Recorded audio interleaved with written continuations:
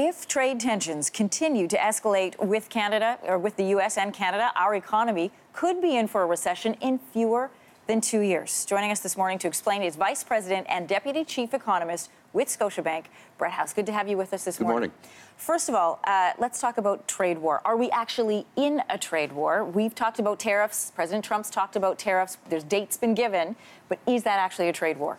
Well, we call it more of a trade spat or a trade skirmish at this point. There's definitely an increase in tension between the countries, but a full-on trade war would be a situation where we're slapping tariffs on a wide range of goods and is really beginning to impede trade, not just between our two countries, but trade with the world as well.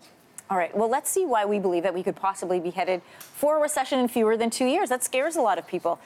The recession in 2008 caused the Canadian economy to contract 3.4%. That's according to StatsCan.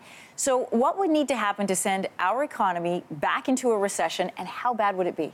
So the important thing to keep in mind is that our base case, our most probable scenario, is that things don't get that bad. We see a continuation of the discussions on NAFTA, we get to an agreement on renewing the deal, and we don't see more tariffs slapped into place. But there's still a small probability that the White House might decide it wants to be a little more belligerent on this and continue to impose tariffs, principally on automobiles as a next step after having put them in on steel and aluminum earlier this month. That will invite a lot of retaliation, not just from Canada, but from Europe, Japan, and other automaking countries. And that's where we get into a situation where trade is sufficiently impeded around the world that it starts really crimping on growth. And it wouldn't be as bad in our projections as 2008. It would be a milder recession, but it would certainly be felt, particularly here in Ontario, where we rely on manufacturing and trade with the U.S. for a substantial portion of our economy. Yeah, well, as you mentioned, tariffs on steel, aluminum, dairy, and auto sector is the latest big threat. Are those the only industries that would be affected, or would we see, how bad would it be across the board if we were, in fact, in a trade war? Well, one of the things you've seen in the Canadian response to the U.S. tariffs is a move to begin putting tariffs at the end of the month on a range of consumer goods from the U.S. So it's everything from Sharpie markers to frozen pizzas to gherkins. It's a wide range of things. They've been selected to try to hit districts in the U.S. that are particularly sensitive or important to the Republican Party and Donald Trump for their re-election prospects.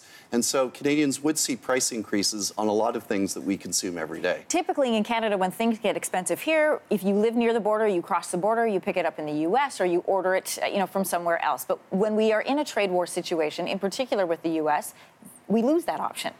Well, you could lose that option because you would see a lot more surveillance at the border.